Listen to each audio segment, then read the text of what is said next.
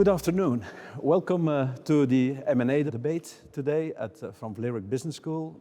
It's the 9th debate we organize. It's the first time we do it virtual. Normally we draw around 300 people. And I hope it's also the last one we do virtual. But let's make it as entertaining as possible with the 3 guest speakers. I would like to introduce Muriel Uiterhage.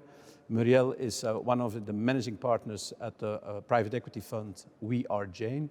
We Are Jane is a fund that helps to promote female entrepreneurship. Muriel is really experienced in private equity. Before that, she worked at the GIMF, and before that at PMV, and she has been on the board of a couple of companies, studied economics, and has an MBA from a very good business school, being Vlerick Business School. On my right side here, I have Dirk Wouters. He's the CEO of the Bank van Breda.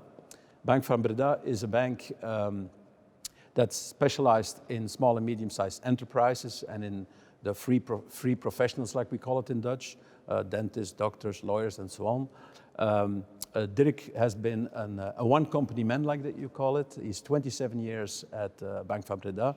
Bank van Breda is celebrating this year its 90th birthday, so Dirk was almost part of 1/3 of the history of Bank van Breda.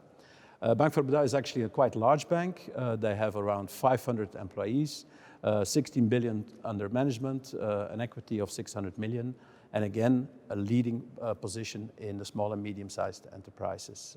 My third guest speaker, or the third panel member, is Stijn Baert. Stijn Baert is a professor at the University of Ghent and a professor at the University of Antwerp.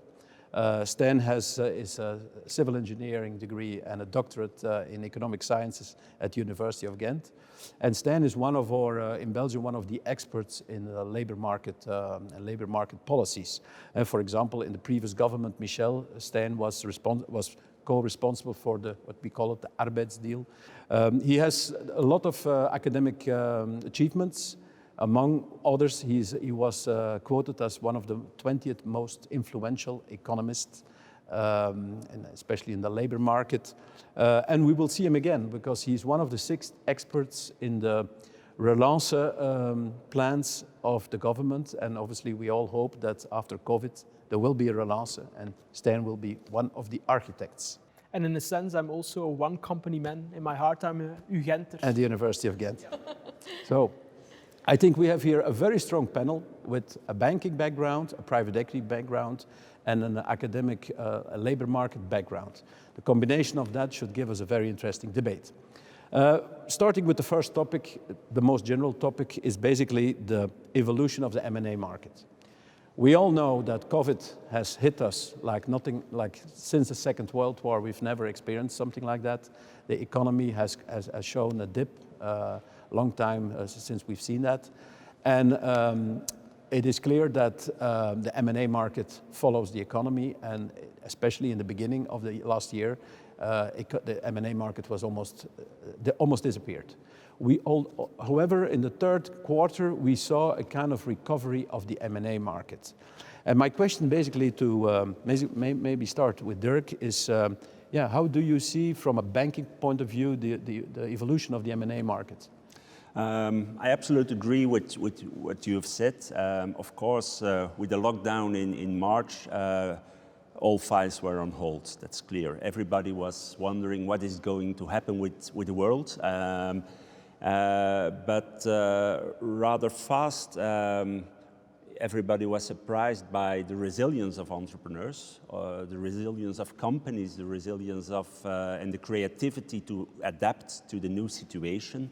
And it only took a few months that it was everything was put on hold, and it recovered. And I think that if we make the list of the files, the companies that were in a process or envisage the process at the beginning of the year, and we take the photo at the end of the year, 31st of December, I think all companies that were at the intention to be sold were sold. And you mentioned the third quarter. We saw a lot of companies, a lot of transactions that were closed in the fourth quarter of this year.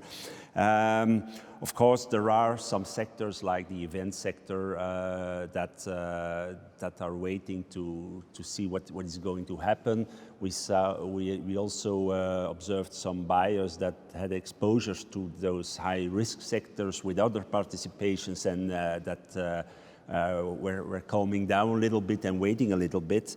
But on the other hand, COVID and lockdown was a stress test, and it's the way that entrepreneurs reacted to this stress situation also resulted in a lot of in a raise of confidence, because potential buyers, they observed that the target they were looking at was even able to find his way in these difficult times, and that gives a lot of confidence. And in general, there was not the downwards impact on the price on the market. Of course, there is this free helicopter money that is injected in the economy that is looking for its way, and that helps even for prices going up, sometimes significantly.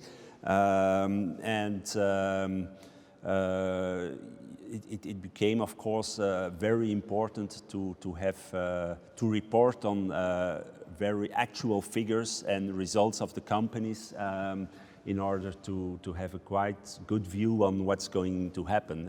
In the past, if you had your end of year figures, you could do with it in the process during several months without an update. Now everybody was asking the last week figures. Latest updates, yeah. Muriel, you have a private equity hat on. You're constantly looking at potential transactions. What was your experience during the COVID, starting from the severe lockdown in March to now, January? Well, the shops closed and the market closed as well. All the deals were dropping. Those in a process still continued. We had a lot of Zoom meetings, virtual meetings with entrepreneurs, which made it difficult to assess. You have the whole due diligence process was difficult, so the market was mainly locked. But we saw a quick recovery, I think, as from the third quarter. We saw a lot of deal flow, and we especially saw deals performing very well, companies performing very well, meaning those companies that had little or no impact to COVID. So we ourselves were working on a deal and it was quite competitive. So attractive companies remained very attractive, and there is still a lot of money in the market. So competition is fierce, and valuations, like you mentioned, Dirk, are certainly not going down. So there's still a lot of competition, but we see companies that survived well, even in certain markets. We invested ourselves in a company that does e-commerce in healthy foods. I think everybody stayed at home, started making its own bread and so on. So the company, week after week during the process, we saw the figures and the sales going up. So still attractive companies there, very competitive, so prices not going down. I think what we are still too early, what it's still too early for, is to see what those companies did that struggled a lot more. Because don't forget, a lot of companies had very hard times. There were a lot of government stimuli initiatives, so they were able to buy some time. And I'm wondering what will be next. I talked to a lot of banks, I talked to a lot of entrepreneurs. I thought maybe from a private equity perspective, we might help, knowing that banks had to give a lot of loans. I don't see that evolution yet, so I think they are buying time. Time will tell what will come from those companies that struggled a lot more, and how the private equity market will react on that. Out of curiosity, would you dare to do a deal 100% virtual? It's a difficult one. We continued some processes that were ongoing. Because I heard some people did deals, especially people trans-border acquisitions, because obviously people cannot travel, and you want to buy the company, you can not even do a visit with a mouth mask.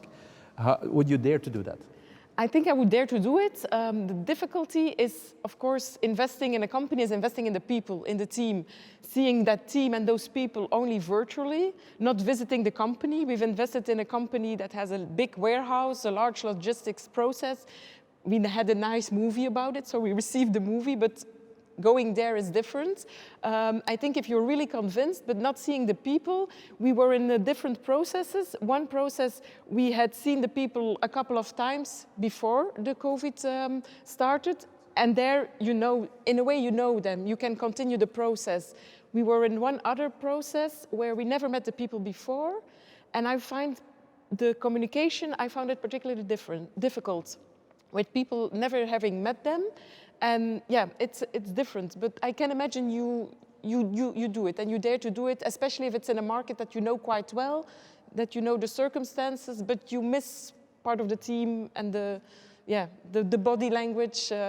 It's difficult. Dirk, same During the question to summer- you. Same question to you. Do you dare to give a loan to a company? Do you give a loan purely on a virtual basis? Have never visited a company, have never physically met or looked in the eyes of the entrepreneur?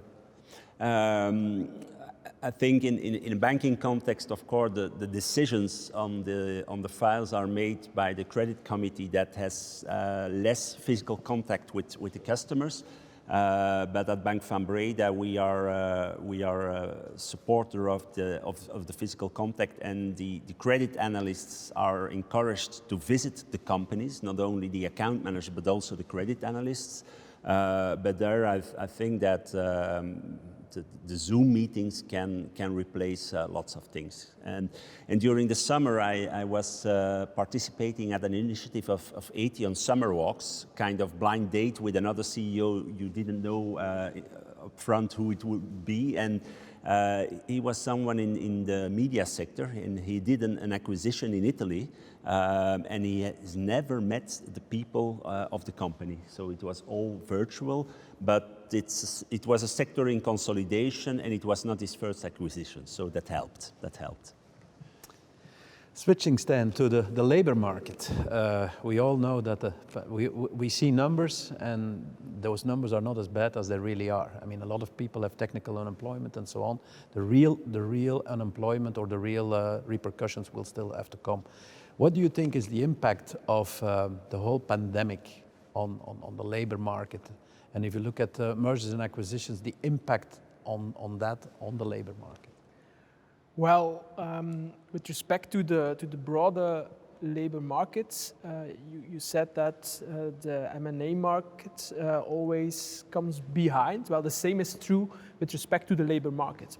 When we look back to crisis in the past, then the highest unemployment numbers, they followed the problems in the real economy with a time lag of 1 year. So here again, we expect that not 2020 will be the worst year in the labor market, but 2021 and 2022. So there, for the moment, a lot of employers are in a situation of labor hoarding. This means that they have production that fell, but at the same time, they tried to do this with the same work, let's say the same amount of workers. So somewhere at technical unemployment and so on, but there were no high numbers of firing.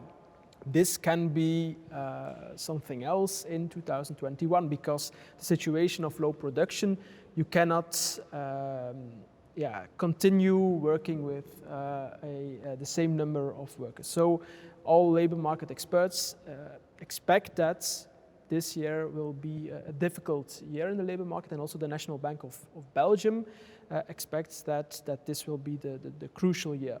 So for companies, of course, recruitment is important and selection is important.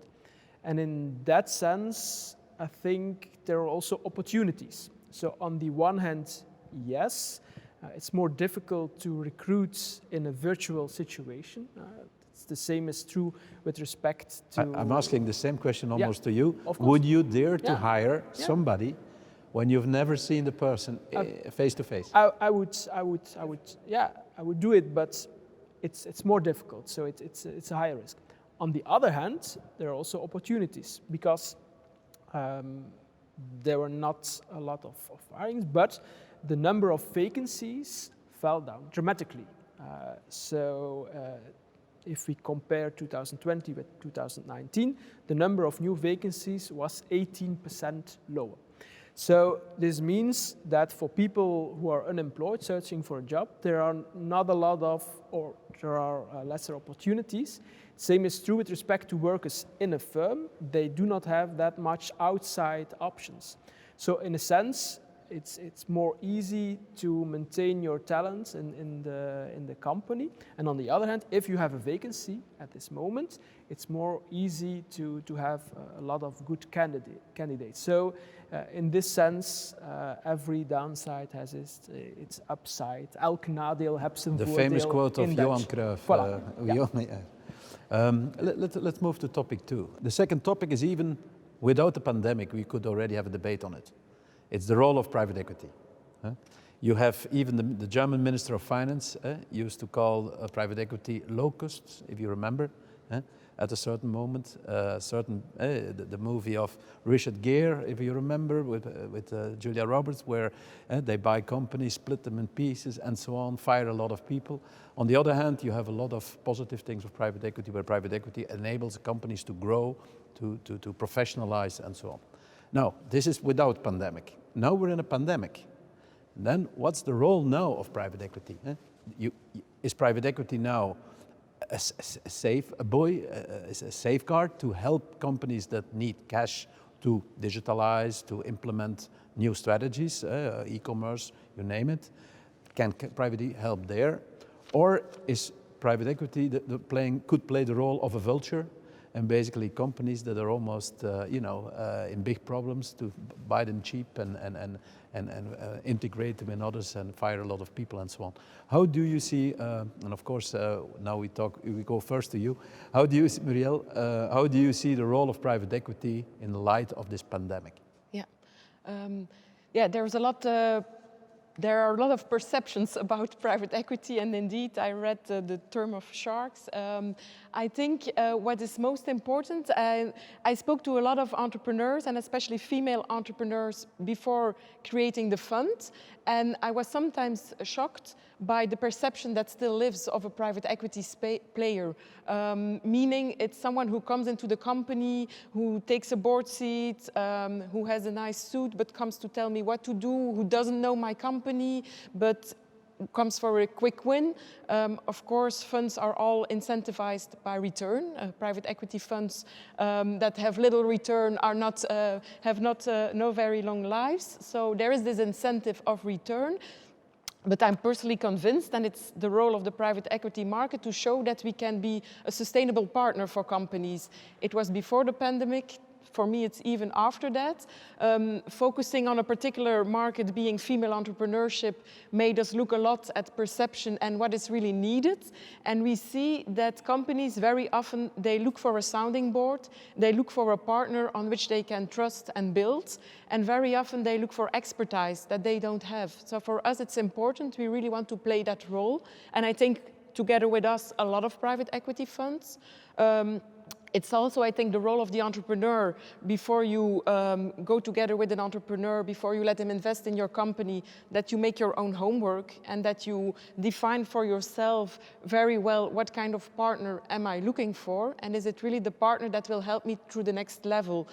And taking the example of Connie, my co-founder at We Are Jane, Connie founded Accent, so she founded the company herself with a business angel. And she explained to me at a certain moment in time, he helped them very much in the beginning, and then the stake was sold to GIMF, and they helped professionalize the company. GIMF later sold its stake to Naxicap, which is a French private equity player, and there again it helped to make the company grow internationally. So they are now a big European player of almost 2 billion. And it's very clear that the private equity partner was always challenging the team, the people, the company, and was a real partner. Of course, there was this return, but also for the people. And we are a true believer of involving a broad team as a shareholder in a way, or incentivizing them in a way that we can grow the company really together. So we are a big fan of empowerment of the whole team and the whole company. So it's important.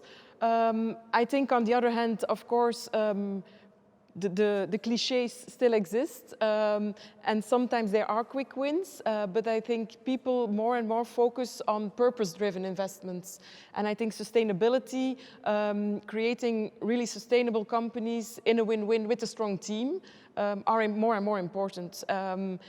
Quick wins and not taking care of the people, for us, it doesn't work, and I think for more and more players, it's not possible. We have a lot of stakeholders to take into account, and I think together with me, a lot of private equity investors want to really make win-wins in the markets. Good. And, if I may Yeah, react, of course. what we observe more as a wealth advisors towards our customers is that entrepreneurs in Belgium are, compared to 5 or 10 years ago, much more open towards the idea of private equity. That's clear. But still, in most cases, it is a dialogue. It is a dialogue that starts with there is some offer, some financial offer for a huge amount, and maybe I cannot afford not to go into the offer. So the dialogue starts with financial logic, and then if we continue the dialogue, we always ask if you sell, or if you sell a part of your company, what will you do with the price? And you will never find a reinvestment opportunity with the same potential as your own company. So from a financial point of view, it is better to keep the shares and not and to reject the offer. The real question is what will the impact, the positive impact of opening your capital and a partnership with a private equity player be for your company, and if it can enforce the growth, if it can. And I think it was said from a purpose perspective, if it can enlarge the value that the company offers towards all stakeholders, then it's a good idea.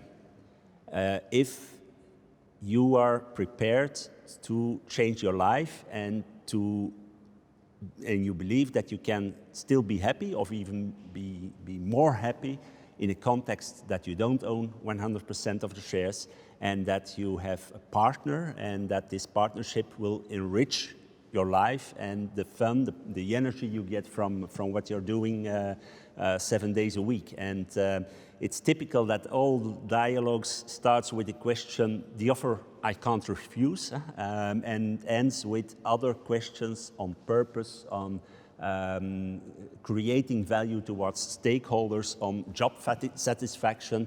And I think compared to even 5 years ago, entrepreneurs are much more open to the idea. And I'm curious to have Stan's reaction also, because a lot of our entrepreneurs, they realize that the real value of the company, it are the key staff members, and in a partnership with private equity, they can have also participation of the key persons, and it creates another dynamic. So it has a lot to do also with the labor force of the company.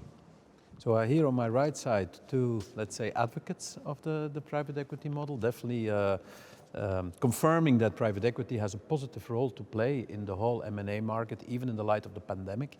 Stan, from your point of view, from a labor point of view, there's a M&A market now is different than normal in these difficult times.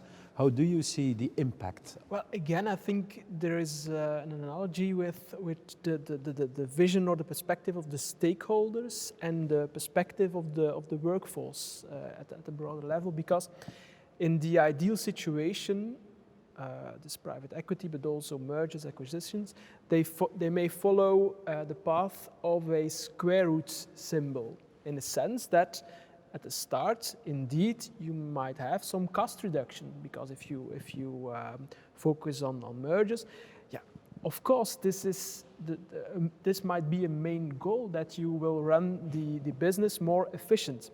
And also at that moment, this might, of course, has as a consequence that some people might leave the company, people of the workforce.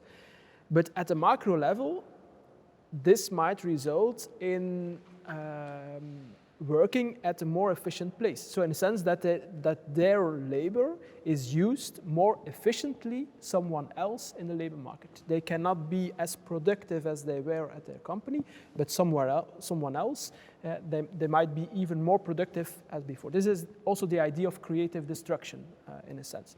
Then, of course, the upward movement of the square root is because of the fact that 1 + 1 might be 3 in the end, because this might be the start of a period of growth, and there again, the workforce at the company follows the growth. So if the company grows due to working more efficient, a higher market share, the company can grow, and in the end, there will be more people hired. So a good situation is a situation of the square root in which, in the end, you only have a bigger workforce that is more efficient and a larger share of the broader labor within your company. So I'm also an advocate in some sense. Because I'm an economist, I want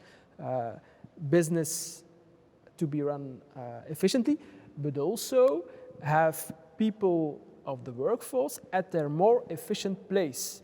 And in this perspective, also M&A can help. Obviously, the future will tell. We will all follow the statistics and see what happens. The third question is more also very topical given the pandemic. The question is if it is the right moment now. You know, we are in a very special situation, and are we buying at the right moment for the Muriel? How do you see the timing? How do you see the prices moving, for example? Yeah. Well, I focus on the deal flow that we saw the past year.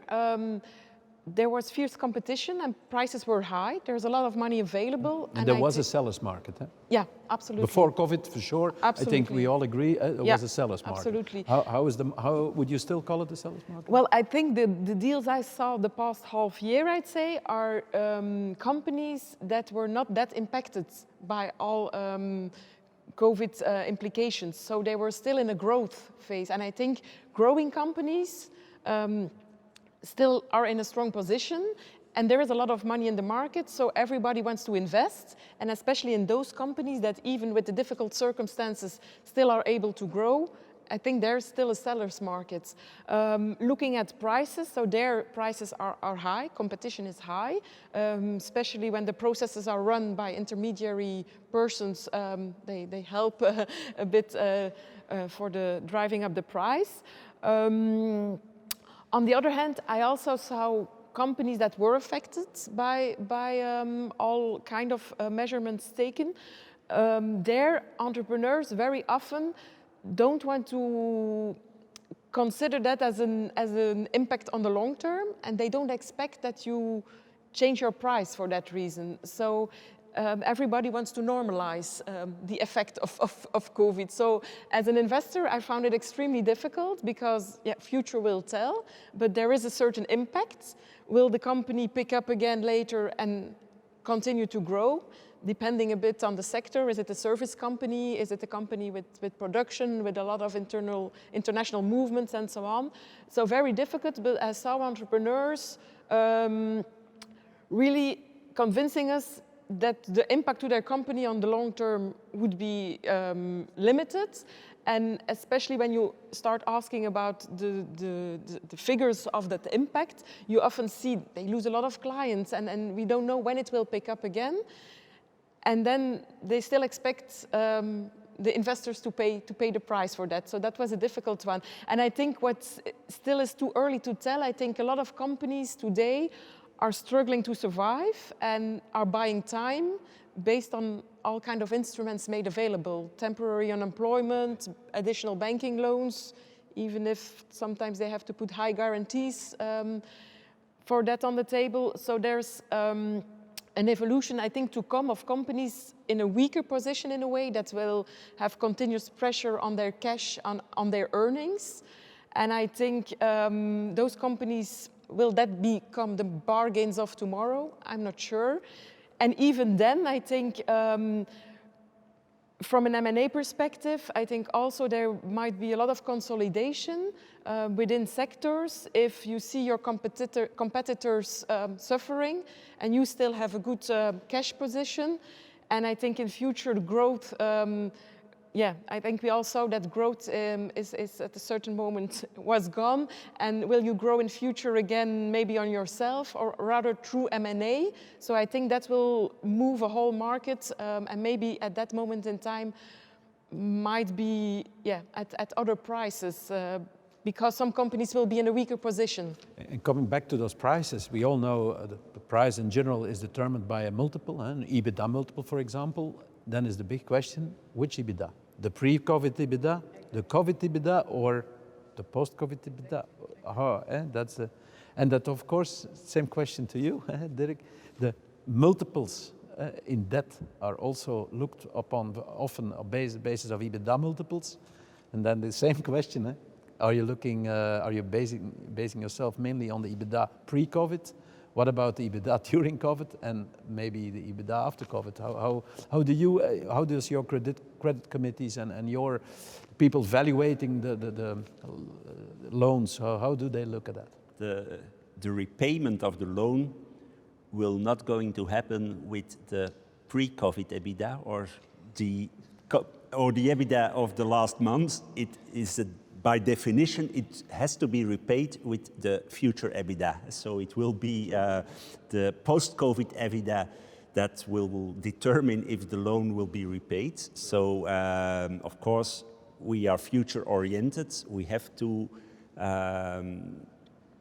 assess what this post-COVID EBITDA will be. And then the pre-COVID EBITDA gives a good indication, and the EBITDA during the crisis is a good indication of how good a company is resilient towards external negative circumstances. But it is the post-COVID EBITDA that will repay the loan. So that's clear. I think in general, I agree with what Muriel said.